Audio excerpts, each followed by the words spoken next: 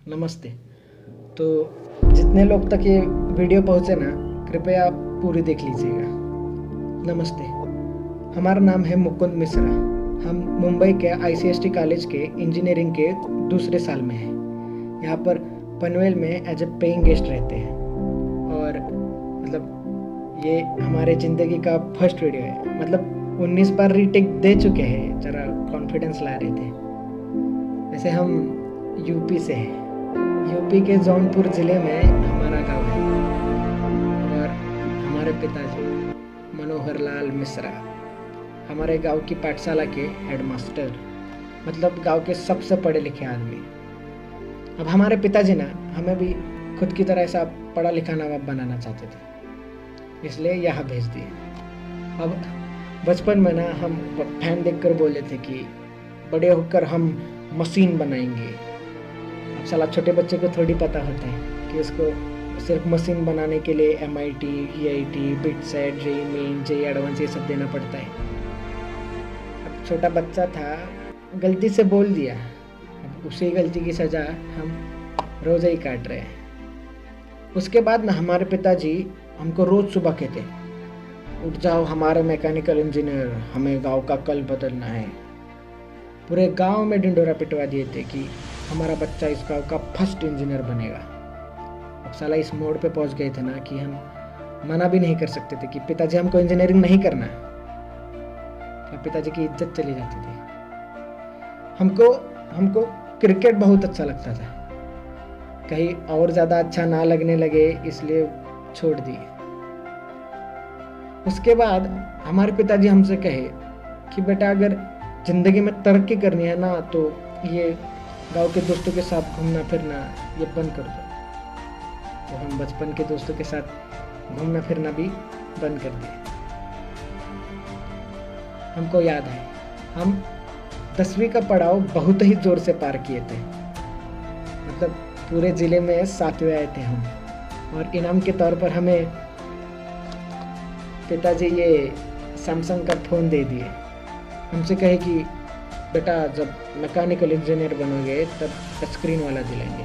अब जब साला मैकेनिकल इंजीनियर बनेंगे अब इनसे थोड़ी ना मांगेंगे फ़ोन, हम बर्बाद ना हो इसलिए नहीं देते। और हमको इस चीज़ से दिक्कत भी नहीं थी। अब हमारे गांव की पाठशाला में एक ही कंप्यूटर है, उसमें हम पढ़ाई के बहाने FB अकाउंट बनाए थे, जिसको हम इस्तेमाल ही नहीं किए। अब साला हमारे पिताजी का ना बहुत इच्छा था कि हम बम्बई के बड़े इंजीनियरिंग कॉलेज में पढ़े, तो हमको यहाँ फट से भेज दिए। तो हम भी खुद के ही खिलाफ यहाँ आ गए। माँ, बहन, खेत, हमारी पाठशाला, दोस्त जिनको अलविदा भी नहीं भूल सके, उन सबको छोड़ के यहाँ आ गए। वैसे ये बम्बई शहर ना बहुत खूबसूरत है, बहुत खूबसूरत है। ज़्यादा घूमे नहीं है लेकिन सुना बहुत है। और हम जैसे जो बाहर के लोग आते हैं ना उनको बम्बई और नवी मुंबई ये सेम ही चीज़ लगता है, लेकिन यहाँ के पता चलता है कि भैया ये दुनिया ही अलग है। अब जब हम एडमिशन्स के लिए आए थे ना कॉलेज, तो ऐसा ऊंची इमारतें, ऐसा बड़ा प्लेग्राउंड, ऐसा अंदर होटल, कैंटीन देख के ऐसा पागल हो गए थे। अब हमारे बैच में ना एक 80 स्टूडेंट्स हैं, हम अकेले ही यूपी से हैं। अब हमारे पिताजी हमको सब सिखाए, लेकिन साला दोस्त बनाना नहीं सिखाए और लोगों से बात करना नहीं सिखाए, तो हम अकेले ही थे। और यहाँ के बच्चे भी ना बहुत ही अलग, कैसे बताए, बहुत ही मॉडर्न और फैशनेबल है। ऐसा गॉगल पे, जैकेट पे, KTM पे ऐसा कॉलेज आते हैं। और कुछ लड़कियां हैं जो ऐसा स्कर्ट में, हमको इस चीज़ से दिक्कत नहीं है, बिल्कुल दिक्कत नहीं है, बस हम पहली बार देखे तो थोड़ा गड़बड़ा गए थे। और कुछ स्टूडेंट्स तो चड्डी पे कॉलेज आते हैं। साला 1 साल के सफ़र में हम कभी हमारे PG के बाहर भी चड्डी पे नहीं गए। और भैया अंग्रेजी तो इतना तेज़ बोलते हैं ना कि समझना छोड़िए, सुनने में भी बड़ी दिक्कत होती है। हम इनकी तरह कूल नहीं थे। हम ना सिगरेट पीते, ना दारू पीते, ना नशे करते, ना कोई गर्लफ्रेंड के चक्कर में थे। और हमारे कपड़े भाई, मतलब एक फॉर्मल शर्ट, एक फॉर्मल पैंट, हाथ में पापा की घड़ी, ये चश्मा, नीचे सैंडल, और इस्त्री भी हम खुद ही करते थे।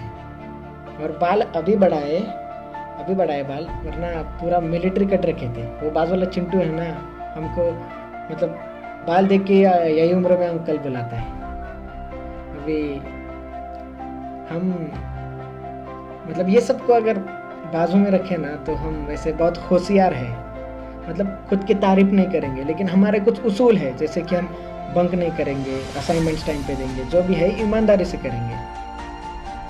अभी 2-3 महीने पहले का बात है, हमारा सेम 2 का एग्ज़ाम्स पास में आ रहा था, तो धीरे धीरे सब हमारे साथ ऐसा ही हाय बाय बोलने लगे, हमारे साथ बात करने लगे, हमारे मतलब फर्स्ट बेंच में बाजू में बैठने लगे। हमको बोले कि हमको मतलब कैंटीन घुमाए, हमको प्लेग्राउंड घुमाए, हमको मॉल घुमाए, हमको चीज़ फ्रैंकी, सैंडविच, मतलब बहुत नाम याद नहीं आ रहे, लेकिन बहुत कुछ खिलाए। और हम उनको मतलब जितने भी पढ़ाए उसके नोट्स देते, फिर उनको लाइब्रेरी में लेक्चर देते। और मतलब साला इतना कॉन्फिडेंट हम कभी ज़िंदगी में फील नहीं किए थे। और उनको ना मतलब लड़के लोग भी नंबर शेयर करने लगे, गड़बड़ा जाते थे उधर। मतलब अचानक इतना सारा आ गया ना कि हम पागल हो गए थे, मतलब बहुत ही खुश थे हम। मतलब हमारे ज़िंदगी का ना ये बेस्ट पीरियड कह सकते हैं। अभी हमारा ना ये वॉचमैन है ना जो नीचे, उनका यही फ़ोन पे हम वीडियो बना रहे हैं। तो उनका एंड्रॉयड फ़ोन है और उनको चलाने नहीं आता है, तो हम उन पे हमको दे देते हैं फ़ोन। तो उनके फ़ोन पे ऐप भी खोल के हम सबको फ्रेंड भी बना लिए।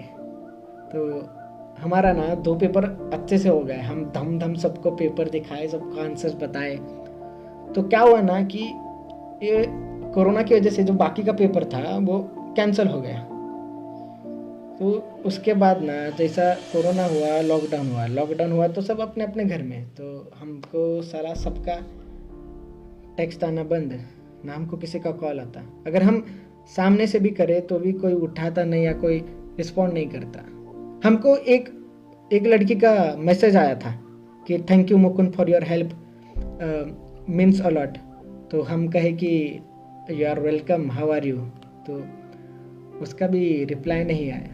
हम सोचे कि हम ऐसा क्या कर दिए, कुछ गलत बोल दिए क्या किसी को। अभी तो हम सोचे कि साला हम कूल बनने के लिए ना फेसबुक पर मीम्स सबको शेयर करते हैं, तो सबका रिएक्शन तो आएगा। लेकिन उधर भी कोई किसी का रिएक्शन नहीं आया। मतलब हम बहुत कोशिश कर रहे थे बात करने का। हम मतलब अभी एक अकेला इंसान घर में पढ़ेगा भी कितना। हम ना गेम खेल सकते थे, ना पिक्चर देख सकते थे, ना किसी से मतलब घूमने के लिए बाहर जा सकते थे। हम बहुत सोने लगे थे, हम बहुत चिड़चिड़े हो गए थे, बीच में ही रोते थे, बीच में ही गुस्सा होते थे, हम ज़्यादा सोने लगे थे। मतलब हमारा काबू ही खुद से हट गया था। हम मतलब अभी देखिए ना, हम जो चीज़ ज़िंदगी में नहीं कहे वो पहली बार कर रहे हैं। जैसे कि हम पहली बार वीडियो बना रहे हैं। हम पिताजी को बोलने का भी कोशिश किए कि पिताजी हमको ठीक नहीं लग रहा है, हम मतलब थोड़े गुस्सा हो रहे, थोड़े ज़्यादा रो रहे, या हम बहुत अकेला महसूस कर रहे हैं। हमारे पिताजी हमसे कहे कि बेटा ये ज़िंदगी का मोड़ है, ये सबके साथ होता है, हमारे साथ हुआ, तुम्हारे दादाजी के साथ हुआ, ये आएगा और चला जाएगा। हमारे पिताजी समझने की कोशिश ही नहीं की कि हम क्या कहना चाह रहे थे। अब हम ना एंजाइटी और डिप्रेशन ये सब में विश्वास नहीं रखते थे, पर साला जब वो इंसान को होता है ना वो चीज़, तब ही समझ आता है कि भाई ऐसा मानसिक बीमारी करके भी कुछ तो होता है। अब हमारे गांव में ना मानसिक बीमारी का 2 ही मतलब है, एक तो भूत बाधा और दूसरी मतलब ये पागल हो गए। साला हम गुस्सा हमारे दादाजी से नहीं है ना, हम गुस्सा इस समाज से, जो जब सर दुखता है तो हाथ में फट से डिस्प्रिन दे देता है, लेकिन साला जब दिमागी हालत ठीक ना हो तो मुंह ही फेर लेता है। अब साला परसों का ये बात है, हम उसी उम्मीद में फोन लिए थे कि हम देखने की फेसबुक पे हमको गलती से किसी का मैसेज आया रहेगा। तो हम खोले तो देखे कि सबने स्टोरी शेयर किए थे और उसमें लिखा था कि if you feel lonely you talk to me. I better see you laughing instead of seeing in your grave. Suicide is not the option. अब हम क्या बोले बे? और कितना गिरोगे बे तुम लोग?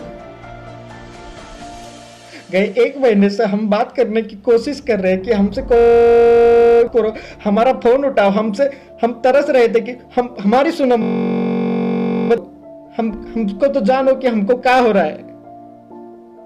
साला एक फेमस इंसान अगर सुसाइड कर ले तो सबको इस चीज का फर्क पड़ता है, लेकिन आपको पता है क्या, साला हर 1 घंटे में एक स्टूडेंट भारत में आत्महत्या करता है, लेकिन तभी किसी को फर्क नहीं पड़ता क्योंकि वो फेमस थोड़ी ना है। ये फर्क छोड़िए, ये सोशल मीडिया को चलाने के लिए ये लोगों को कंटेंट मिल गया, और ये जो कंटेंट है ना, ये इंसान की जिंदगी से भी बहुत ही प्यारा है।